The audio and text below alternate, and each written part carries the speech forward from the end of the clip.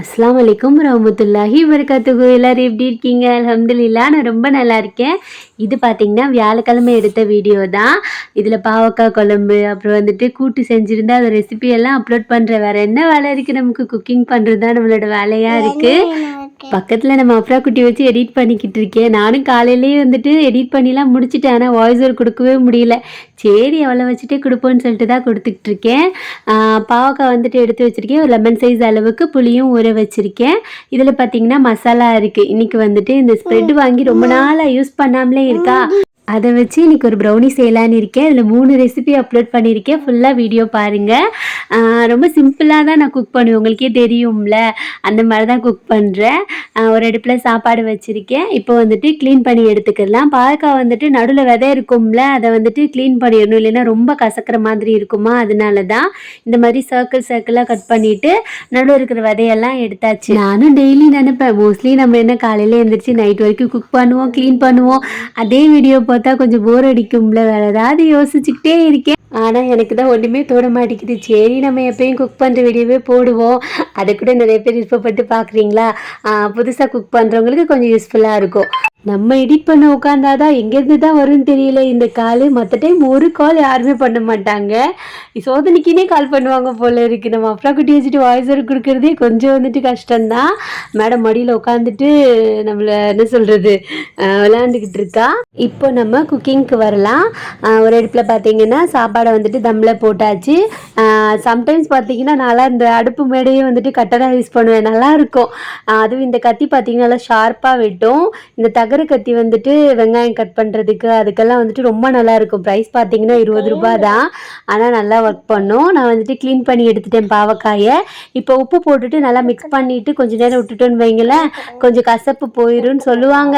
அதையே நம்மளும் ஃபாலோ பண்ணிக்கிற வேண்டியதுதான். கொஞ்சம் நேரம் ஊற வச்சுட்டு அதை வாஷ் பண்ணிவிட்டு மறுபடியும் கொஞ்சம் மஞ்சள் பொடி, கொஞ்சோண்டு மிளகா பொடி, லைட்டாக உப்பு போட்டுட்டு பரட்டி வச்சிடலாம். ஏன்னா நான் ஃப்ரை பண்ணிட்டு தான் குழம்புல போட போகிறேன்.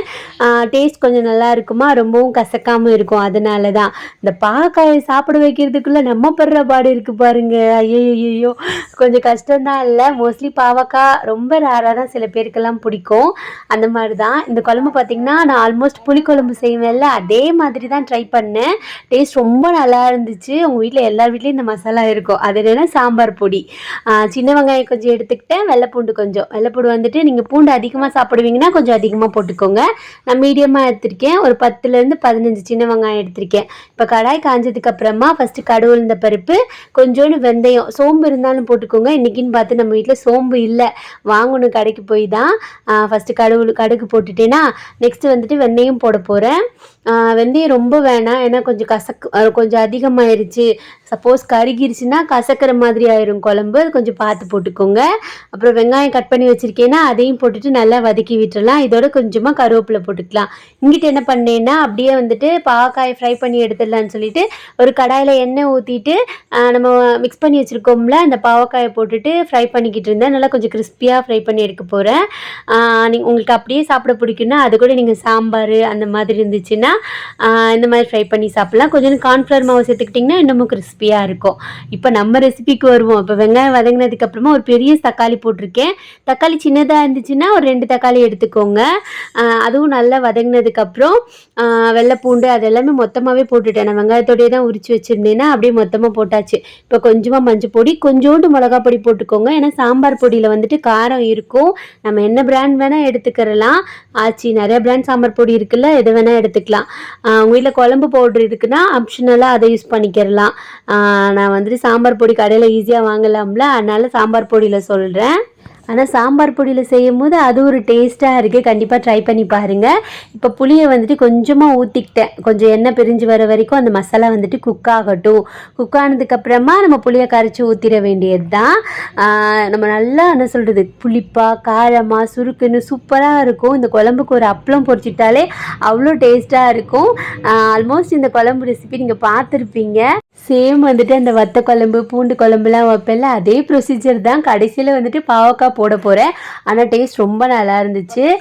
இது கொஞ்சம் கொதிக்கட்டும். கொதிச்சு அந்த பச்சை வாசனை இருக்கும்ல, மசாலா வாசனை, அது போனதுக்கப்புறமா நம்ம பாவக்காய் போட வேண்டியது தான்.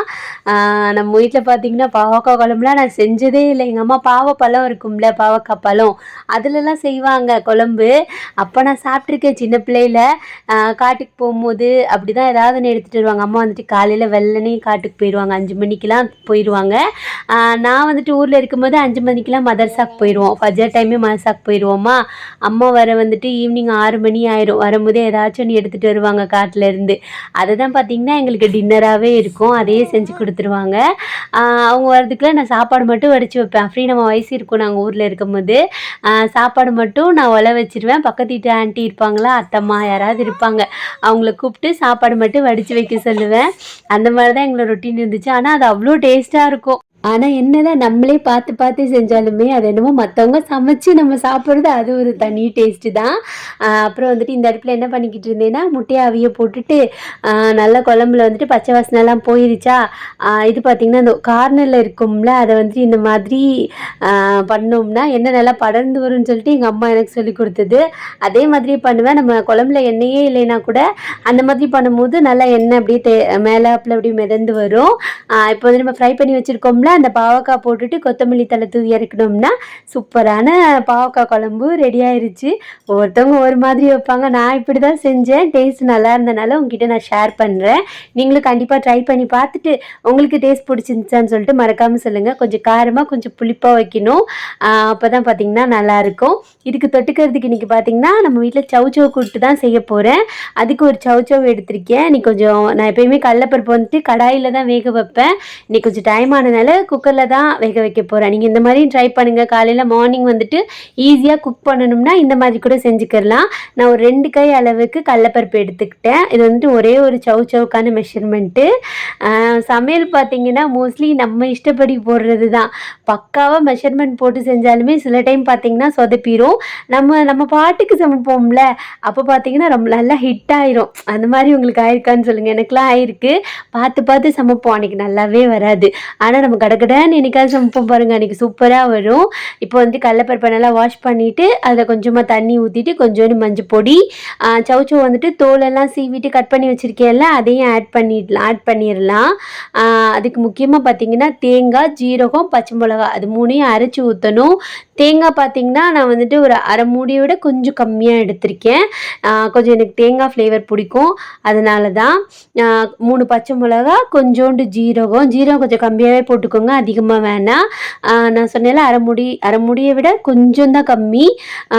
குட்டி தேங்காயாக இருந்தால் அரை மூடி எடுத்துக்கலாம். இதை வந்துட்டு நல்லா பேஸ்ட்டாக அரைச்சிக்கலாம். ஃபஸ்ட்டு அதுக்கு முன்னாடி கொரன்னு அரைச்சிட்டு தண்ணி ஊற்றி அரைச்சோம்னா ஈஸியாக அரைச்சிடலாம். இதெல்லாம் நியூவாக குக் பண்ணுறவங்களுக்கு சொல்கிறேன். ஆல்ரெடி குக் பண்ணுறவங்களுக்கு இது எல்லாமே தெரியும். நிறைய பேர் பார்த்திங்கன்னா நியூவாக குக் பண்ணுறவங்களும் நம்ம சேனல் பார்க்குறாங்களா, அவங்களுக்காக தான். எனக்கு தெரிஞ்சது குட்டி குட்டியாக சமையல் அதை வந்துட்டு உங்ககிட்ட ஷேர் பண்ணுறேன், அவ்வளோதான். இப்போ நம்ம அரைச்சி வச்சுருக்கோம்ல, அதை வந்துட்டு காய்கறி கடலைப்பருப்பு போட்டு வச்சுருக்கோம்ல, அதில் மிக்ஸ் பண்ணிவிட்டு கொஞ்சமாக உப்பு போட்டுட்டு ஒரு 3 விசில் விட்டோம்னா கரெக்டாக வெந்துடும். உங்களுக்கு தண்ணியாக இருக்கிற மாதிரியாக இருந்தால் ஃபீல் பண்ணாதீங்க, வத்த விட்டுக்கரலாம். நம்ம கடாயில் கொதிக்க வைக்கும் போது வத்த விட்டுக்கிடலாம். அதுக்குள்ளே நான் கீழே எல்லாம் குப்பையெல்லாம் இருக்கும்ல, அதெல்லாம் பெருக்கிட்டேன். முட்டையும் பார்த்திங்கன்னா எங்கிட்ட அவிஞ்சிருச்சு. சரி அந்த வேலையும் முடிச்சிடலான்னு சொல்லிட்டு முட்டையும் அவிச்சாச்சுல உரிச்சு வச்சிடலான்னு சொல்லிட்டு உரிச்சு வச்சுக்கிட்டு இருந்தேன். உரிச்ச முட்டையும் வந்துட்டு குழம்புலேயே அப்படியே போட்டுட்டேன். குழம்பு பாருங்களேன் எப்படி இருக்குன்னு சொல்லிட்டு பார்த்தோன்னே யாருக்கெல்லாம் சாப்பிடணும் போல் இருந்துச்சுன்னு சொல்லுங்கள் மறக்காமல். ஒருத்தர் வந்துட்டு நம்மளோட ஏசியோட ரேட் கேட்டிருந்தாங்க, நல்லா இருக்கான்னு சொல்லி கேட்டிருந்தாங்க. இப்போ வரைக்கும் பார்த்திங்கன்னா நல்லா தான் இருக்குது, அல்ஹம்துலில்லாஹ். நான் இஎம்ஐயில் வாங்கினேன், அதனால் மந்த்லி பே பண்ணுற மாதிரி தான். 37,000 கிட்டே வந்துச்சு, அவ்வளோதான். அப்புறம் நான் வந்துட்டு ஒரே ஒரு நாள் ஜாப் போனேன்ல, ஒரு நாள் சீஃப் மினிஸ்டர் மாதிரி ஒரு நாள் ஜாப் போனேன்ல, அந்த ஜாபோட சேலரி என்னன்னு சொல்லி கேட்டிருந்தாங்க. அது பார்த்திங்கன்னா ஆல்ரெடி கொஞ்சம் எனக்கு எக்ஸ்பீரியன்ஸ் அந்த ஜாபில் இருக்கிறனால, அந்த ஹைட்ரா ஃபேஷியல் அதெல்லாம் அதில் இருக்குது. அதனால் ஸ்கின் கிளினிக்ன்றனால ஆல்மோஸ்ட் நான் ஒரு ஸ்கின் கிளினிக்கில் ஒர்க் பண்ணியிருக்கேன். எனக்கு வந்துட்டு 23,000 ஸ்டார்டிங்கில் தரேன்னு சொன்னாங்க. அப்புறம் 1 இயர் ஒன்ஸ் தான் இன்க்ரிமெண்ட் போடுவாங்க. அவ்வளோதான். என்னோடய சேலரி அங்கே சொன்னது பார்த்தீங்கன்னா 23,000. அவ்வளோதான். நம்ம தான் வேலைக்கு போகலையே, அதனால் அதை வந்துட்டு ஸ்கிப் பண்ணிட வேண்டியது தான். அது இருந்துச்சுன்னா நான் அப்படின்னா தான் கொஞ்சம் ஹெல்ப் பண்ணுவேன்னு நினச்சேன். பட் அவங்களுக்கு வந்துட்டு நான் வீட்டில் இருக்கணும்னு ஆசை. ஆனால் மறுநாள் நான் வேலைக்கு போகாமல் இருந்தேன்னா அவங்க கேட்டாங்க, ஏன் நீ வேலைக்கு போகலாமா, நீங்கள் என்கிட்ட பேசவே இல்லைல்ல, சைலண்ட்டாக இருந்தீங்க, அதனால் எனக்கு சங்கடமாக இருந்துச்சு, அதனால் நான் போகலைன்னு சொன்னேன். அப்போ நம்ம சொந்த கதையை சொல்கிறத விட்டுட்டு ரெசிபியை விட்டுட்டேன் பார்த்தீங்களா. கடாய் காய்ச்சதுக்கப்புறமா கடுகு உளுந்த பருப்பு, ஒரு பெரிய வெங்காயம், 4 வரமிளகா, கொஞ்சமாக கருவேப்பிலை போட்டுட்டு நல்லா வதக்கி விட்டுட்டு அதிலே கொஞ்சோண்டு இஞ்சி பூண்டு பேஸ்ட் போட்டு அது பச்சை ஸ்மெல் போகிற வரைக்கும் குக் பண்ணதுக்கப்புறமா நம்ம வேக வச்சு வச்சுருக்கோம்ல அந்த மிக்ஸை போட்டுட்டு உப்பெல்லாம் செக் பண்ணிக்கோங்க. உங்களுக்கு தண்ணியாக இருக்கிற மாதிரி ஃபீலாக இருந்துச்சுன்னா கொஞ்சம் நேரம் வத்த விட்டுருங்க. இந்த ஸ்டேஜில் அமுத்தினோம்னா கரெக்டாக செட் ஆயிரும். அப்படியே அடுப்பு மேலே பாத்திரம் கழுவுறது அந்த மாதிரி சில பல வேலைகள் இருக்கும்ல நம்ம வீட்டில், அதெல்லாம் முடிச்சிட்டேன். கிச்சனில் ஆல்மோஸ்ட் வேலை முடிஞ்சு போச்சு. ஈவினிங் பார்த்தீங்கன்னா என்னோட ஃப்ரெண்ட்ஸ் ஃபஸ்ட்டு நான் ஒர்க் பண்ணல அந்த ஆஃபீஸ்லேருந்து ஃப்ரெண்ட்ஸ் வராங்க. ரொம்ப நாள் ஆச்சு. அப்ரா குட்டியை வந்துட்டு நான் செகண்ட் டைம் அப்ரா குட்டியை நான் கன்சீவாக இருக்கும் போது பார்க்க வந்தது அவங்க. அதுக்கப்புறம் மேம் மட்டும் வந்திருக்காங்க. என்னோடய பிரான்ச் மேனேஜர் மேம் மட்டும் வருவாங்க. இவங்களாம் ரொம்ப ரேர் தான் நாங்கள் மீட் பண்ணுறதுலாம். இன்றைக்கி வரேன்னு சொல்லியிருக்கிறதுனால சரி ப்ரௌனி செய்வோமேன்னு சொல்லிட்டு ப்ரௌனி செஞ்சேன். பார்த்தா டார்க் சாக்லேட் இல்லை. சரி அந்த ஸ்ப்ரெட்டு தான் இருக்கே, செஞ்சு பார்ப்போம், அதுவும் சாக்லேட் தானேன்னு சொல்லிட்டு நானாக ட்ரை பண்ணது தான். ஒரு 80 கிராம் பட்டர் எடுத்திருக்கேன். சாக்லேட் வந்துட்டு கொஞ்சம் அதிகமாக தான் எடுத்திருந்தேன். நாட்டு சர்க்கரையும் இல்லை, சர்க்கரையை வச்சு தான் செஞ்சுருந்தேன். அந்த ஏனோ தானோன்னு குக் பண்ணுவோம்ல அதே மாதிரி தான் இந்த ரெசிபி. ஆனால் சூப்பராக வந்துருந்துச்சு. நான் வந்து என் கூட ஒர்க் பண்ண பொண்ணு தான், பட் அவன் சின்ன பிள்ளை. வந்து கேட்டால் யாசு நீ தான் குக் பண்ணியா, செம்மையாக இருக்கே அப்படின்னு சொல்லிக்கிட்டு இருந்தா. அவளுக்கு ரொம்ப பிடிச்சிருந்துச்சு ப்ரௌனி. உண்மையாக சொல்லி யாசு கடையில் வாங்கினியா, அப்படி இல்லடி, அப்போ நீங்கள் வீடியோ பார்க்குறது இல்லை தானே அப்படின்னு சொல்லிக்கிட்டு இருந்தேன். இப்போ வந்துட்டு சர்க்கரையை வந்துட்டு நல்லா பவுடர் பண்ணிவிட்டு, சர்க்கரை பத்தலைன்னா நம்ம வந்துட்டு பார்த்துக்கலாம். சாக்லேட் போடுறதுனால இது வந்துட்டு மில்க் ஸ்ப்ரெட்டாக இருக்கிறதுனால போதுன்னு சொல்லிட்டு நான் ஒரு அளவாக சர்க்கரை போட்டுக்கிட்டேன். 2 முட்டை, கொஞ்சோண்டு வெண்ணிலா எசன்ஸ். மோஸ்ட்லி பார்த்திங்கன்னா நம்ம அம்மாலாம் மெஷர்மெண்ட்டு அளவு அதெல்லாம் பார்க்காம தான் நம்மளுக்கு குக் பண்ணி கொடுத்துருப்பாங்க. அது அவ்வளோ டேஸ்ட்டாக இருந்திருக்கும்ல. அதே மாதிரி தான் நம்ம நம்ம மெஷர்மெண்ட் இல்லாமல் குக் பண்ணுறது கூட சம்டைம்ஸ் சூப்பராக வரும். இப்போ கொஞ்சமாக வந்துட்டு மைதா மாவு, கொஞ்சம் baking powder, dark cocoa powder இல்லையா நம்ம வீட்டில், அதனால் கொஞ்சம் லைட்டாக இருக்கும்ல அந்த கொக்கோ பவுடர் வந்துட்டு யூஸ் பண்ணிக்கிட்டேன். எல்லாமே பார்த்திங்கன்னா இன்றைக்கி நம்ம வீட்டில் இருக்கிறத வச்சே ப்ரௌனி செஞ்சேன். நம்மளே வச்சுக்கிற வேண்டியதான் பேர். நல்லா மிக்ஸ் பண்ணதுக்கப்புறமா இப்படி இருக்கா.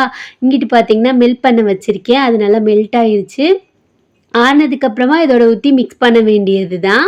இந்த ஜாப்க்கு போகாததில் எனக்கு என்ன ஒரே வருத்தம்னா, நான் வந்துட்டு நம்ம ஜாப் பேஸ்டாகவே போயிடலாம், போக போக எக்ஸ்பீரியன்ஸ் ஆச்சுன்னா நமக்கு கொஞ்சம் இன்கம் வர ஸ்டார்ட் ஆயிரும், நம்ம ஃபேமிலி கொஞ்சம் வந்துட்டு டெவலப் பண்ணிடலான்னு நினச்சேன்.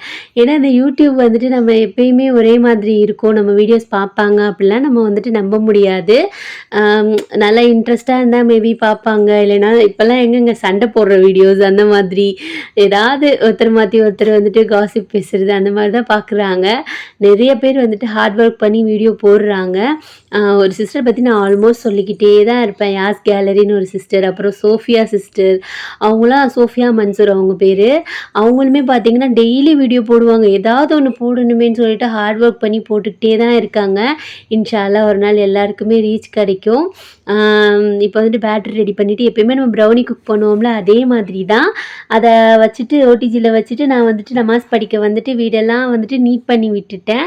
ஏன்னா அவளுக்கு வராளுல கொஞ்சம் வீடு நீட்டாக இருக்கணும்ல, அதனால தான். என்ன தான் நம்ம நீட் பண்ணி வச்சாலுமே நம்ம பிள்ளைங்க இருக்கிற வீடு பார்த்திங்கன்னா கொஞ்ச நேரத்தில் களைய தான் செய்யும். களைய அடுக்கி வைக்க வேண்டியது தான். இது என்ன லைப்ரரியா அப்படியே இருக்கிறதுக்கு வீடு இல்லை, அதனால் கொஞ்சம் களைய தான் செய்யும். என் ஃப்ரெண்ட்ஸ்க்கு பார்த்திங்கன்னா காஃபி பிடிக்குமா, அதனால் நான் காஃபி தான் போடுறதுக்காக பால் அடுப்பில் வச்சுருக்கேன். இன்றைக்கி டே அல்ஹம்துலில்லாஹ் எனக்கு ரொம்ப நல்லா போச்சு. நம்ம என்ன வந்துட்டு பெரிய பிள்ளையான ஆனாலுமே நம்ம ஃப்ரெண்ட்ஸ் கூட டைம் ஸ்பெண்ட் பண்ணுறது அது மாதிரி ஒரு சந்தோஷமாக இருக்கும்ல. நம்ம வந்துட்டு என்ன சொல்கிறது, நம்ம எவ்வளோ பெரியவங்க அதெல்லாம் மறந்து நல்லா சிரித்து விளையாடுற ஒரே பர்சன் பார்த்திங்கன்னா நம்ம ஃப்ரெண்ட்ஸ் தான். நம்ம செஞ்ச ப்ரௌனி சூப்பராக வந்துருந்துச்சு. எப்படி வந்திருக்கு பாருங்கள் க்ரிங்கிள் டாப் எல்லாம். இந்த வீடியோ யாருக்கெல்லாம் பிடிச்சிச்சின்னு சொல்லுங்கள், இந்த ரெசிபியெல்லாம் பிடிச்சிருக்கான்னு சொல்லுங்கள். இன்ஷால்லா வந்துட்டு யூஸ்ஃபுல்லான கண்டென்ட்டாக நான் போட ட்ரை பண்ணுறேன். மேடம் வந்துட்டு ப்ரௌனி ஸ்மெல் வந்தோட வந்துட்டாங்க. யாருக்கு? உனக்கும் அக்காக்குமா? ஜியாக்குமா? ஓகே. தங்க கிளி என்னது இது? சரி, இது என்னது தங்கம்? என்னது செல்லம் அது? யாருக்கு? அப்படியா? நல்லா இருக்குமா? எப்படி சாப்பிடுவ? எப்படி சாப்பிடுவ? இந்த வீடியோ பார்த்தீங்கன்னா அவ்வளோதான். பிடிச்சா மறக்காமல் லைக் பண்ணிக்கோங்க. அஸ்ஸலாமு அலைக்கும்.